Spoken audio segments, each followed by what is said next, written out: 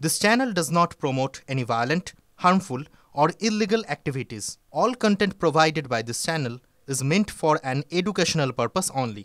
Top quality और consistent performance के लिए सिर्फ सिल्वर पंप नाम याद रखना। হাইকোর্টের নির্দেশে আজকে দত্ত বসু, ওম প্রকাশ মিশ্র সহ অন্যান্যদের বিরুদ্ধে পুলিশ এফআইআর নিয়েছে। এতদিন পরে পুলিশের মোটামুটি বোধোদয় হয়েছে, এটাকে আগে করা উচিত ছিল না? এটা তো প্রশাসনিক ব্যর্থতা। পুলিশ যেভাবে প্রথম থেকেই তাদের যে ব্যবহার দেখতে পাচ্ছি, একদম একপেশি ব্যবহার, যেটা কখনোই প্রত্যাশিত নয়। একটা গণতান্ত্রিক দেশে ছাত্ররা এবং অন্যান্য যারা সেই দিন উপস্থিত ছিল বা কোনো না কোনো কারণে যারা নানা রকম একটা অন্যরকম পরিস্থিতির শিকার হয়েছে, তারা যখন অভিযোগ আনছে তখন এক পক্ষের অভিযোগটা নেওয়া হচ্ছে, অন্য পক্ষের অভিযোগ নেওয়া হচ্ছে না। এটা খুবই আনফর্চুনেট। হাইকোর্ট মহামান্য হাইকোর্ট এটা খুব সঠিকভাবেই দেখেছেন এবং নির্দেশ দিয়েছেন। তারপরে পুলিশ এই যেটা এফআইআর করে নিয়েছে আর কি। সমস্যাটা হচ্ছে আমরা গত কয়েক বছর ধরে যেটা বলে আসছি, বিগত 14 বছর ধরে, এবং ক্রমাগত এটা বাড়ছে, পুলিশ শাসকের দলদাসের ভূমিকায় অবতীর্ণ হয়েছে। পুলিশ একেবারে পরিষ্কারভাবে প্রত্যেক ক্ষেত্রে শাসকের দলদাসের কাজ করছে। আমরা তো মেদিনীপুরে দেখলাম যেভাবে ছাত্রীদের উপর অত্যাচার করা হলো, বিভিন্ন ক্ষেত্রে আমরা দেখতে পাচ্ছি এই রকমভাবে পুলিশের যে ভূমিকা যে কোনো ঘটনায়, এটা আজকে এই ঘটনায়, আগে অন্যান্য অতীতে আমরা অন্যান্য ঘটনাতেও দেখেছি যে ভূমিকা, সেটা ভয়ঙ্কর নিন্দনীয়। ম্যাডাম, উপাচার্য হাসপাতালে ভর্তি, সহ উপাচার্য বেঙ্গালুরু গেছেন পেপার প্রেজেন্ট করতে, রেজিস্ট্রার কখন অফিসে আসছেন চলে যাচ্ছেন জানা যাচ্ছে না। এইভাবে কি একটা ক্যাম্পাসে স্থিতাবস্থা থাকতে পারে? এটা তো সরকারকে চিন্তা করতে হবে।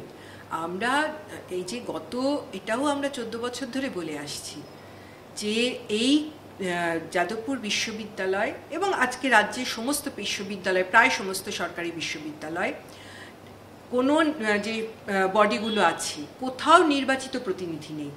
আমাদের executive council, court, faculty council, এই সমস্ত জায়গায় নির্বাচিত প্রতিনিধি নেই।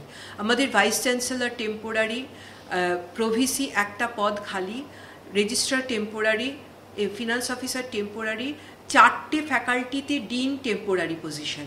সুতরাং যারা ছাত্রদের যেগুলো দাবি দেওয়া সেদিকে নজর দেবে, অ্যাকাডেমিক অ্যাফেয়ার্স যারা দেখবে, সেগুলো হয় টেম্পোরারি পজিশনে অথবা ভ্যাকেন্ট পড়ে আছে।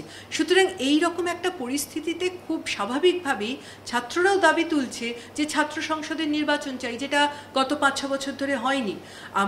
আমরাও যেমন দাবি তুলছি বারবার যে 14 বছর ধরে আমাদের নির্বাচিত শিক্ষকদের নির্বাচিত প্রতিনিধি, ছাত্রদের নির্বাচিত প্রতিনিধি, শিক্ষাকর্মীদের নির্বাচিত প্রতিনিধি কোনো বডিতে নেই।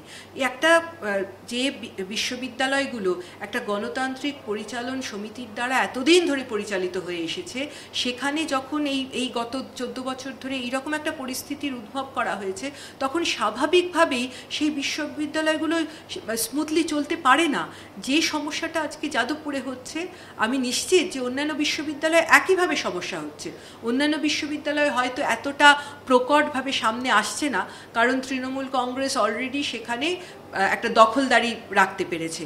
যাদবপুর বিশ্ববিদ্যালয় তৃণমূল কংগ্রেস এখনও কোনো দখলদারি রাখতে পারেনি, সেই দখলদারিটা নিতে চাইছে, এবং অন্যদিকে এই সমস্ত পজিশনগুলো ভ্যাকেন্ট রেখে দিয়ে এই দখলদারি নেওয়াটা যাতে স্মুথ হয় সেইটা তারা চেষ্টা করছে। কিন্তু আমার যেটা বক্তব্য সেটা হচ্ছে, এইভাবে কখনো কোনো শিক্ষা প্রতিষ্ঠান চলতে পারে না। এইভাবে একটা শিক্ষা প্রতিষ্ঠানের একাডেমিক এক্সেলেন্সের পথে যাওয়াটা একেবারেই সম্ভব না। এখানে সরকারকে নজর দিতে হবে।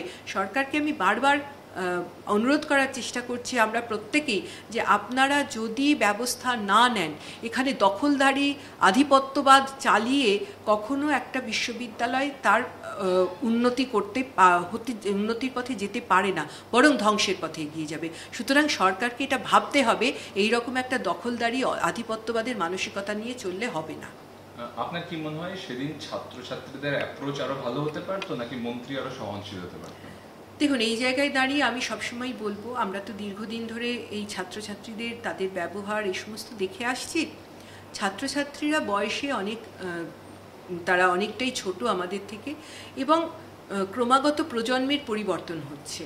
আজকে থেকে 10 বছর আগের ছাত্রছাত্রী কি আজ থেকে 20 বছর আগের ছাত্রছাত্রী যেরকম ছিল, আজকে দাঁড়িয়ে আমরা তাদের কাছে সেই রকম সেই রকম সহনশীলতা, সেই একই অ্যাপ্রোচ আমরা কখনো এক্সপেক্ট করতে পারি না।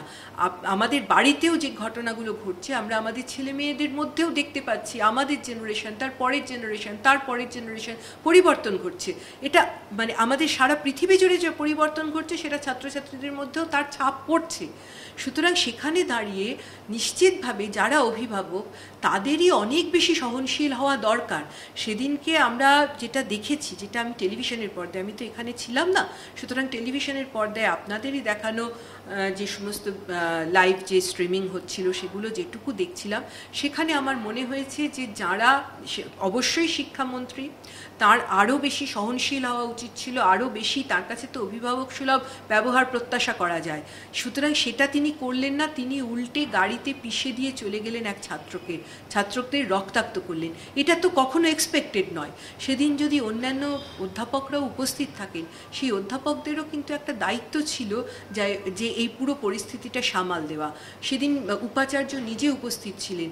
এই সকলের দায়িত্বগুলো, এমনকি যাদবপুর বিশ্ববিদ্যালয়ের কয়েকজন অধ্যাপক ছিলেন, তাদের কিন্তু অভিভাবক সুলভ একটা জায়গাতে দাঁড়ানো দরকার ছিল। এই বিশৃঙ্খলাটা তৈরি হতে দেওয়া উচিত হয়।